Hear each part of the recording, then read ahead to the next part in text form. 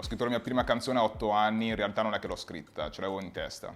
Un po' come tutte le persone, diciamo che la musica mi ha salvato, no? Perché io ero un ragazzo molto timido quando ero alle scuole medie soprattutto. Il ragazzino meno desiderabile. Poi dopo è arrivato il mio professore di musica, mi voleva un bene proprio assurdo dell'anima. Già dal primo anno mi ha detto prendi in mano la chitarra e suonala tu. E gli altri suonano il flauto. E basta, da lì comunque ho fondato un gruppo con dei miei amici e abbiamo iniziato a fare canzoni totalmente diverse da quelle che amavo io, che erano l'hip hop, l'R&B, eccetera.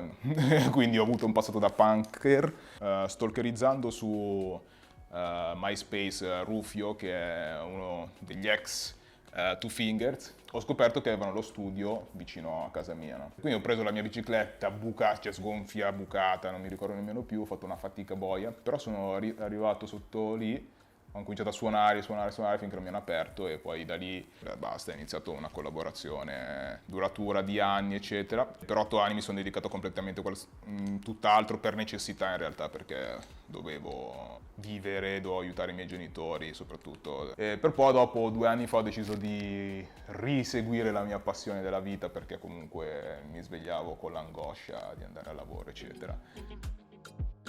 Io ho iniziato ad ascoltare hip hop dalle elementari. L'hip hop mi ha dato anche modo di sentirmi libera, di sentirmi me stessa, di avere una comunità su cui appoggiarmi e su cui non sentirmi più diversa e strana. Ballare per strada, rovinare le mie felpe, mi rotolavo per terra, era una barbona, no? È sempre stata una lotta per farmi accettare. Poi ho capito che avevo una comunità che mi potesse accettare. New York mi ha fatto sentire me stessa in tutto e per tutto, donna laddove la femminilità mia non era vista come femminile in Italia. Ogni volta che faccio una canzone afrobeat, il mio metodo di giudizio è questo. Mia mamma lo ballerebbe, lo canterebbe. Se sì, allora dico, ok, me la vedo. Quindi diciamo che non posso staccarmi da quel discorso del portare avanti una storia, perché comunque mi vengono in mente tutti i sacrifici che sono stati fatti anche da loro, che hanno lasciato le loro terre per venire qui. Quando poi andavamo alle feste africane, il momento musicale, che veramente era presente sempre al 100%, era un po' quello che ti faceva dimenticare determinate difficoltà che hai nella vita quotidiana. Nox Management si è formato da una mia volontà di creare e organizzare eventi assieme a un mio collettivo. Da lì ho incontrato diversi artisti amici, ho cominciato a menaggiarli e via via ho voluto dare un nome, dando anche una sorta di dignità a quello che stavo facendo in senso proprio pubblico. Abbiamo sempre questo problema dell'accettazione anche professionale, no? Essere giovani, mai pronti, però io penso che sia fondamentale lanciarsi e capire i propri limiti e agire nei propri limiti e cercare di superarli. Qualcuno mi ha detto ma quello che stai facendo non c'è ancora, non ha preso ancora piede. Vabbè, allora lo faccio, no? Perché devo aspettare qualcuno che lo faccia al posto mio. Sono un produttore, diciamo, più sensoriale, non so se si può dire, però cerco di ricreare dei feeling. Non riesco ad identificarmi in un genere specifico, se non, sì, sicuramente la mia forte matrice è quella hip hop. L'ispirazione la trovo nel facendo, vivendo. Più entri a contatto con le persone, ascolti storie, vai in luoghi diversi, anche se adesso non si può, quello ti dà l'ispirazione. La conoscenza degli artisti è stata assolutamente in crescita e organica, naturale. Fula me l'hanno presentato a una manifestazione Gay Pride. Abbiamo cominciato a fare un plan, abbiamo chiuso il primo deal discografico, siamo andati in Senegal. Sec me l'ha presentato Fula e tutto il team Equipe 54 roteavano intorno a Fula. Yves l'ho conosciuto tramite degli scazzi burocratici dietro la produzione di Sabar di Fula. Sono andata a sentirlo proprio produrre assieme ad Equipe 54 in una cascina, poi in uno studio e da lì è stato proprio amore. Quando l'ho sentito produrre, quando ho visto come lavorava, canta, segue l'artista, ho fatto no, cioè questo è il produttore più forte del mondo. In Italia io non ho mai sentito qualcuno fare afro-urban così forte e non solo, pop, tutto fortissimo. E cosa ho pensato quando sono stato introdotto a Nox è che, allora la conoscevo perché era la manager di Fula, è una ragazza giovane che ha una fame del suo lavoro, però ha una fame che va oltre al suo lavoro, secondo me ha una mission nella vita. E quindi la sua mission è una mission che condivido anch'io perché sono una persona abbastanza intraprendente e quindi io sono sempre appassionato delle persone giovani che hanno voglia di tipo mangiarsi il mondo.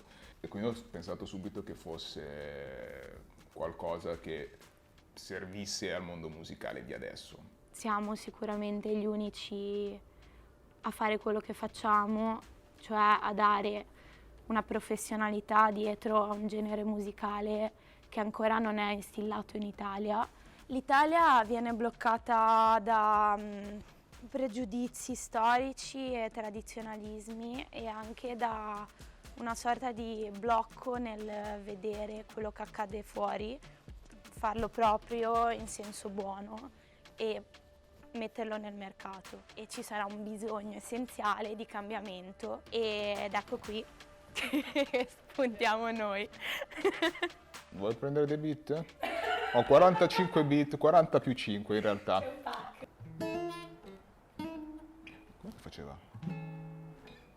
Secondo me non ci sono problematiche dal punto di vista del pubblico italiano a recepire la musica afro, se non il fatto che deve ascoltare più musica afro. E quindi dobbiamo essere bravi noi, secondo me, a dare dei prodotti di qualità che possano coprire il gap che c'è, perché effettivamente se vuoi portare qualcuno ad ascoltare un genere di musica che per lui è nuovo, devi creare comunque un ponte tra la musica che sta ascoltando adesso alla musica a cui vuoi arrivare. Veramente il compito è nostro, cioè produrre delle canzoni di qualità per appunto creare questo ponte che dicevo prima.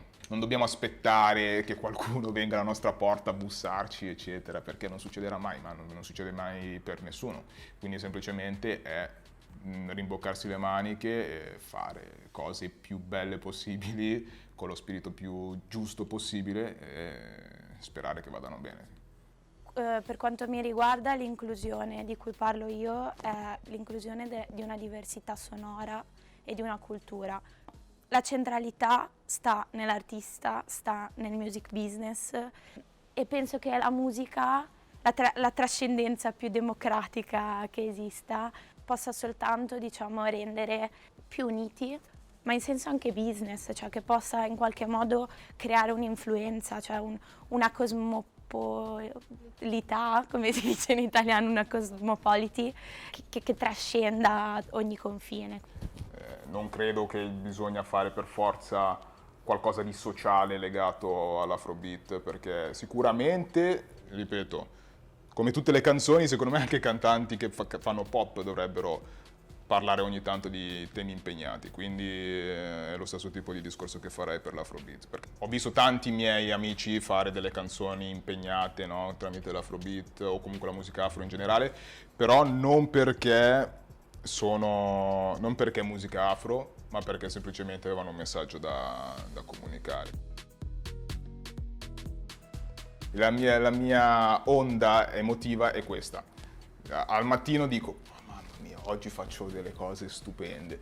Poi dopo esattamente 30 minuti mi sento il produttore più scarso del mondo. È sempre comunque una battaglia nell'accettazione di se stessi, perché è la vita di ogni umano. E la box, per esempio, mi insegna tutti i giorni perché ci sono e cosa voglio essere. Non ho voce perché ieri combattevano anche tutti gli altri miei compagni di squadra, ho fatto l'ultras, cioè io non ho più voce anche perché ho urlato come una sciamannata, perché amo il supporto, amo vedere il successo negli altri e penso sia fondamentale perché poi sì, sia in Silvia sia in Nox questo si unisce nel lavoro, nella vita, nel quotidiano e nel lavoro di team. Yves è il produttore più forte che ci sia nel mondo. No, so che no. No, io sono un produttore e businessman, tra poco marito e spero un giorno padre di famiglia, fratello, figlio, che vuole fare semplicemente il meglio che sa fare per lasciare una traccia di sé e aiutare le persone a sviluppare quello che hanno dentro e venire fuori nel modo migliore possibile che possono farlo, chiaramente in musica.